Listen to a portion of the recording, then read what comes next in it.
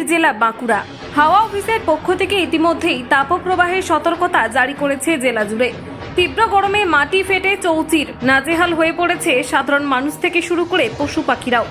গত 24 ঘন্টায় বাঁকুড়া জেলায় সর্বোচ্চ তাপমাত্রা 42.7 ডিগ্রি সেলসিয়াস। চলতি মরশুমের সর্বোচ্চ তাপমাত্রা।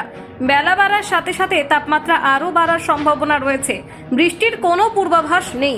ইমু পাখি থেকে শুরু করে অস্ট্রিচ প্রত্যেকটি প্রাণীকেই এই তীব্র গরমের হাত থেকে স্নান করানোর ভিডিও সামনে এলো। আখের রস এবং ডাবের জল খেয়ে দিন কাটাতে চাইছে সাধারণ মানুষ। বেলা বাড়ার সাথে সাথে রাস্তাঘাট শুনশান পরিস্থিতি। যে সমস্ত মানুষেরা অতি প্রয়োজনে রাস্তায় বেরোচ্ছেন তাদের নাক মুখ ঢাকা, বাইরে লু বইছে। তীব্র গরমে নাজেহাল লালমাটির জেলা।